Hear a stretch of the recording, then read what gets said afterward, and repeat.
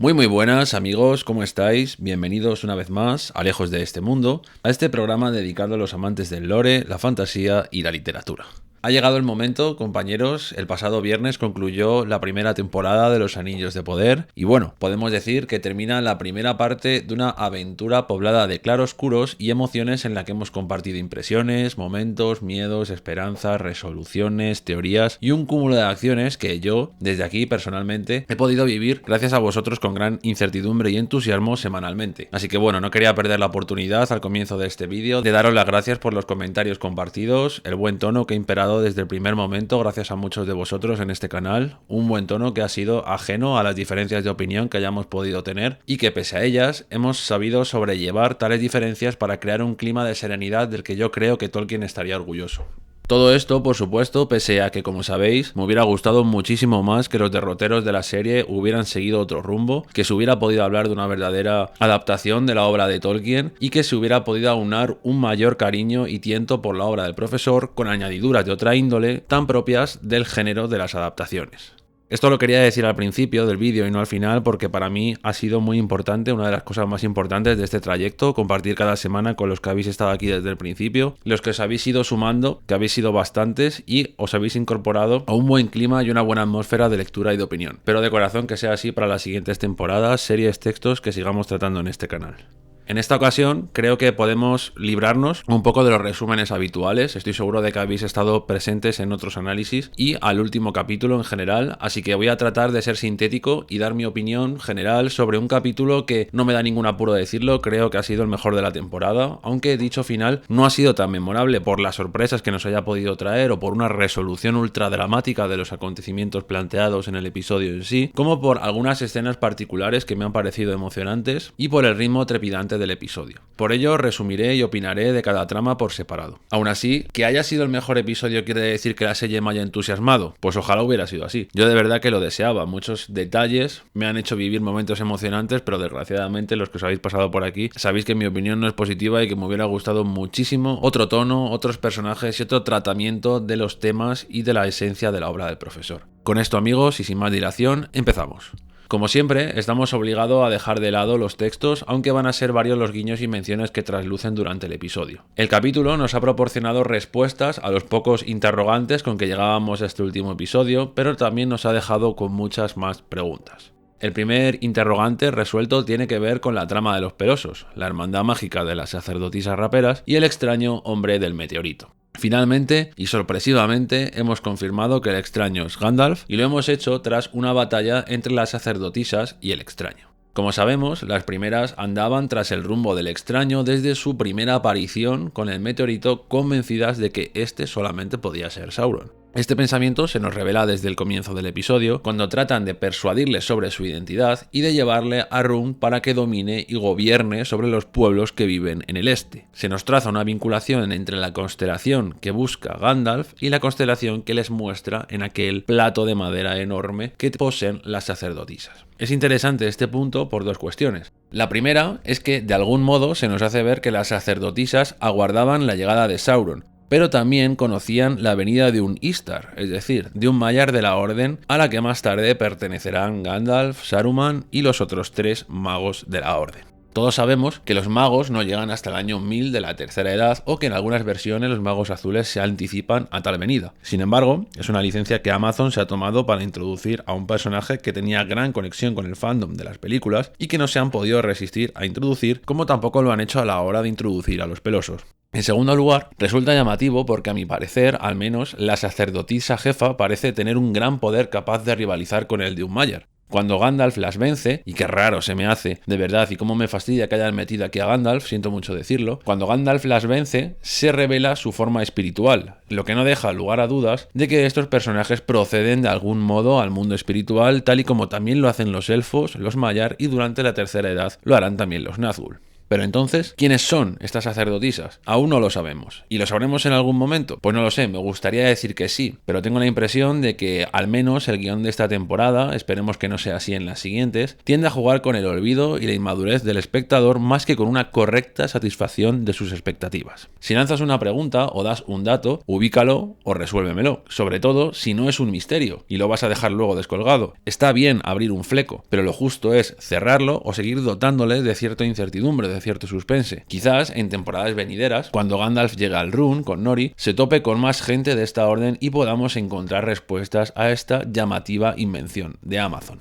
A todo esto, Sadok muere en la batalla, ya podía haberse muerto Bronwyn y liberarnos así de que en la siguiente temporada nos reciban con un medio elfo que trate de justificarnos la genética medio élfica del Principado de Dom Almoth, al que se hace referencia en El Retorno del Rey, que me lo estoy viendo venir y no me apetece, la verdad. Por lo que, tras la muerte de Sadok, los pelosos se quedan sin líder y Nori marcha con Gandalf hacia el este. Pero, ¿por qué sabemos que es Gandalf? Gandalf, como sabemos, no vino de un meteorito, sino que desembarcó en los puertos de Círdan durante la Tercera Edad y lo hizo varios milenios más tarde. Pero dentro del episodio se nos dan varias pistas para identificarle como Gandalf. Principalmente la frase en la que le dice a Nori eso de cuando no sepas qué rumbo escoger, siga tu olfato. Es una frase que también pronuncia Gandalf en las películas y por el que yo pienso que es un guiño a la pelea de Gandalf y Saruman en las películas de Jackson a la hora de representar la pelea entre Gandalf y las sacerdotisas. La pregunta es, ¿cómo ha aprendido Gandalf a hablar tan rápido el idioma de los pelosos si pasó un tiempo solo y al partir apenas sabía pronunciar una palabra que no se despide de Nori? Es un Maiar, y esto nos puede hacer pensar que tiene más capacidades que todos los demás, pero no resulta extraño que sus mayores progresos tanto en lengua como en pensamiento y en madurez emocional se produzcan cuando está solo. Las referencias temporales, es decir, los hitos que nos permiten ubicar en el tiempo que ha pasado entre cada acontecimiento de la serie, han sido más bien escasos. Apenas sabemos que solo han pasado 6 días desde que Galadriel y Halbrand dejasen el sur para llegar a Eregion. Mucho se ha hablado ya de lo inverosímil de este periodo que Boromir tarda en cubrir más de 100 días, y entre el resto de sucesos tampoco tenemos demasiadas referencias temporales. No sabemos cuánto tiempo pasa en el arco de Eregion, no sabemos cuánto tiempo están Miriel y Elendil fuera de Númenor, etc. Apenas podemos hacer estimaciones que casi es mejor no realizar si no queremos desmadejar la lógica de los acontecimientos con el uso de la lógica narrativa. Lo del tiempo, a mi juicio, ha sido un poco regulero esta temporada. Por otra parte, hubo 2 momentos que consiguieron emocionarme en esta trama. La primera, la despedida de Nori, y en segundo lugar, las palabras de Gandalf. Me da rabia porque tengo la impresión de que esta serie nos ha dado grandes detalles y grandes momentos, pero son destellos absolutamente descontextualizados, que aparecen como de pronto, que brillan y emocionan, pero que se diluyen en una narración algo desmadejada. No me voy a centrar demasiado en la trama de Númenor, pero aquí encontramos otro ejemplo de buenas referencias. La primera, la gravedad de las palabras de Palantir acerca de la necesidad que tiene Númenor de recuperar la doctrina de los fieles a los elfos y a los Valar, y también la preocupación existencial que demuestra Ar-Pharazôn con respecto al problema de la mortalidad de los hombres. Son 2 momentos que brillan en personajes que, pese a su papel secundario, tienen raíces en el imaginario de Tolkien, y lo hacen porque tienen un sentido que conectan con los temas principales de la historia, básicamente. Pharazôn, como he dicho desde el principio, es un personaje que es hasta casi afín a lo que pudo haber sido el Pharazôn de antes de haber profanado las leyes de Númenor y tomar por esposa a su prima para ser rey. Y dentro de lo no canónico me puedo creer esta historia, pese a que yo siempre me la he imaginado, la verdad, más fiero, más obtuso, más profanado por sí mismo, más torturado por sus propios pensamientos y por su mortalidad. Y sin embargo, este papel de estratega denso me cuadra si toma el rumbo adecuado. Pero claro, luego observo tramas como la de Eärien y Kennen, 2 personajes que bien podrían haber sido sustituidos por otros de mayor trascendencia como Anarion, y me quedo un poco frío. La interacción de Palantir con Eärien nos presagia el nuevo protagonismo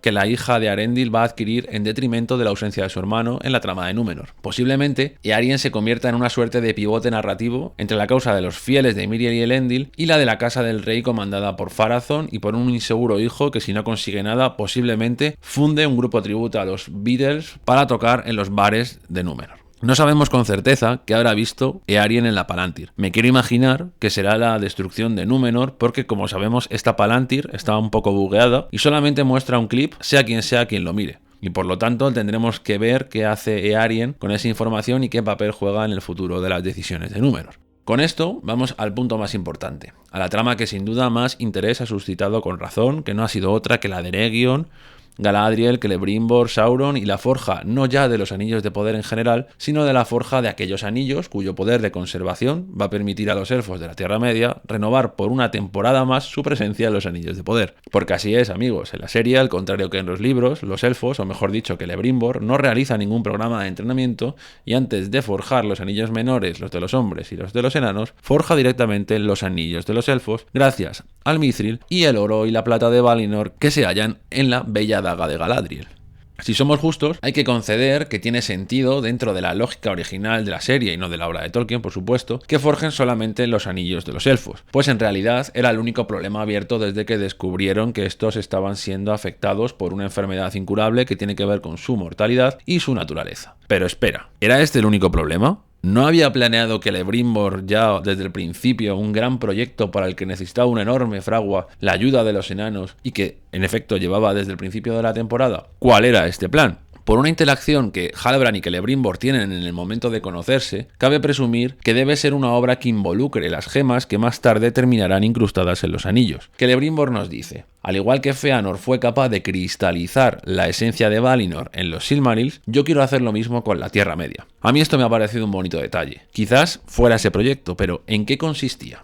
¿Nos vamos a quedar sin saberlo, al igual que la naturaleza de las sacerdotisas, por el hecho de que otro acontecimiento le ha pasado por encima y puede habérsenos olvidado, o aparecerá más tarde? Yo sinceramente no lo creo. Eran 3 las joyas que Celebrimbor, como 3 eran los Silmarils, y creo que al haberse trazado el paralelismo y haberse forjado ya los anillos, poco queda ya que rascar del proyecto que Celebrimbor tuviera en mente. En cualquier caso, en esta trama ha habido detalles que me han gustado, detalles de esos que flotan como luciérnagas y te iluminan el rostro por un instante, opacando la sensación general de haber pagado para ver un western. Este efecto olvido me recuerda al modo en que las gentes del pueblo del sur parecen haber olvidado que están esperando el regreso de un rey que murió hace 1000 años, el rey cuyo linaje no existe ya, que creen haber reencontrado cuando había muerto y que alaban como una horda desorientada de pobres huérfanos, que no deja de ser así. Realmente todo esto me resulta bastante extraño y, como dije durante el análisis anterior, la actitud del pueblo se me hace muy antojadiza y voluble y sin rumbo alguno ni lógica. Ahora que están sin rey, y que tal rey resultó ser el tirano al que la otra mitad de su pueblo apoyó con la revuelta de Adar, ¿cumplirán su pacto de fidelidad y se unirán a las fuerzas del mal? ¿Tratará Halbrand de persuadirles haciendo uso de su recién adquirido título? Recordemos que Miriel nada más y nada menos le había nombrado rey. El título seguirá teniendo validez. ¿Se valdrá de ello para confundir a los hombres del Pelargir? Veamos.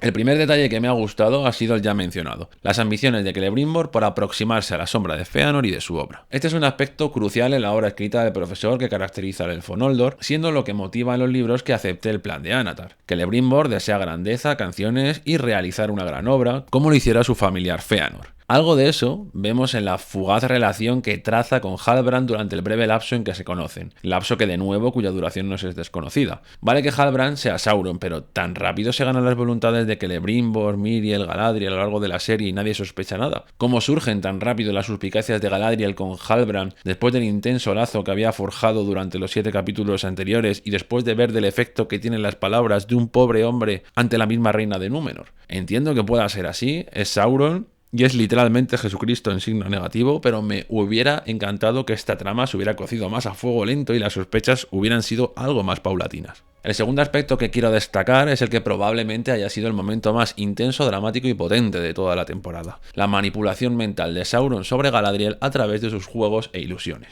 Las conversaciones de este fragmento han sido muy interesantes, en primer lugar porque mantienen una ambigüedad pasajera sobre las verdaderas intenciones de Sauron que pueden resultarnos verosímiles. El hecho de que nos diga de que no persiga el mismo fin de Morgoth, de que busque el orden a través del poder, de que confunda el bien con el gobierno, su afán por la técnica y el hacer y la artesanía que demuestran las conversaciones de Celebrimbor, el punto en el que señala Galadriel que no sabe ver la diferencia entre el bien y el poder. Además, está claro que antes de encontrarse con Galadriel y que ésta le revele sus sospechas, Halbrand Sauron ha logrado convencer a Celebrimbor de que lo mejor es hacer 2 anillos. Lo que yo entendí de esto es que quería que uno se lo quedase Gil-galad y el otro él, para alentar esta lucha de poderes que Galadriel trató de evitar con su decisión de forjar 3 anillos para establecer un equilibrio que cuadra con su próximo salto de madurez hacia el papel de la Galadriel que conocemos en los libros. En cualquier caso, durante la escena de manipulación mental a Galadriel, podemos vernos tentados a pensar que Sauron en realidad no tiene malas intenciones, como sugiere a través de la figura de Finrod en la Valinor ilusoria. A mí esta idea me ha gustado, porque siempre ha sido